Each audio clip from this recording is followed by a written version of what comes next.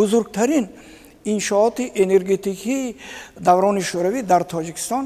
ин нерӯгоҳи барқи обии Норак буд ки ин он бо баландии сарбанди 300 метр сохта шуд ва аввалин агрегати он бо иқтидори 2700 мегаватт соли 1979 пурра ба кор даромад ва иқтидори он соли 1988 иқтидори ин нерӯгоҳ ба 3000 мегаватт расонида шуд. Ва албатта бояд гуфт ки нерӯгоҳи барқи Норак бузургтарин нерӯгоҳи барқи обӣ дар минтақаи Осиёи марказӣ буд. Ва дар замони истиқлолият ки ин ман нерӯгоҳ ҳам албатта баъзе агрегатҳои онҳо он фарсуда шуда буд бо дастгирии ҳукумати Тоҷикистон ва пеш аз ҳама бо иқдомҳои пешвои миллат нерӯгоҳи барқи обии Норак ҳам пурра аз нав таъмир шуд ва ба наздикӣ бо иштироки пешвои миллат ана ҳамин агрегати ҳафтуми нерӯгоҳи барқи обии Норак ман ба кор даромад ва агар ин агрегатҳои дигари он ки таъмир шуда истодааст иқтидори он боз ҳам меафзояд. Албатта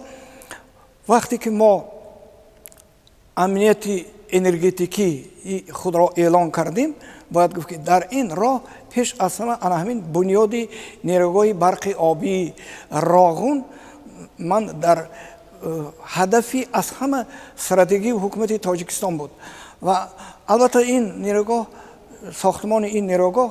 ҳанӯз дар замони шӯравӣ шурӯъ шуда буд, лекин бо иллати ман барҳам хӯрдани иттиҳоди шӯравӣ ки пеш аз марказ маблағгузорӣ мешуд, сохтмони ин нерӯгоҳ қатъ шуда буд ва бузургтарин иқдоми пешвои миллат ҷасорати муҳтарам Имомалӣ Раҳмон дар ҳамон аст ки бо вуҷуди душвориҳои иқтисодӣ он душвориҳое ки дар замони ҷанги шаҳрвандӣ мо аз сар гузарондем нигоҳ накарда ана ҳамин сохтмони нерӯгоҳи барқи обии Роғунро ҳадафи асосӣ қарор доданд, чунки бе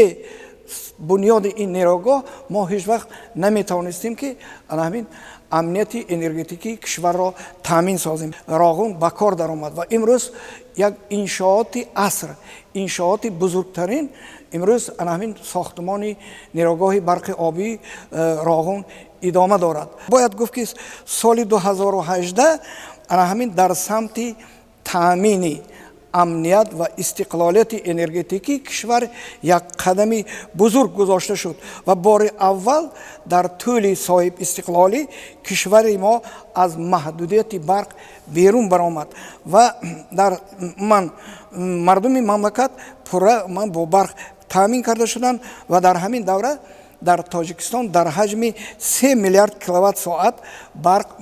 содирот карда шуд. Албатта ман ба истифода додани ду агрегати нерӯгоҳи барқи обии Роғун ин барои анамин таъмини истиқлолияти энергетикии кишвар як қадами хеле бузург шуд ва албатта ҳамаи ин дастовардҳо ана ҳамин дар таъмини амният ва истиқлолияти энергетикии кишвар саҳму заҳматҳои шабонарӯзии пешвои маъзуми миллат президенти ҷумҳурии Тоҷикистон Имомалӣ Раҳмон хеле бузург аст.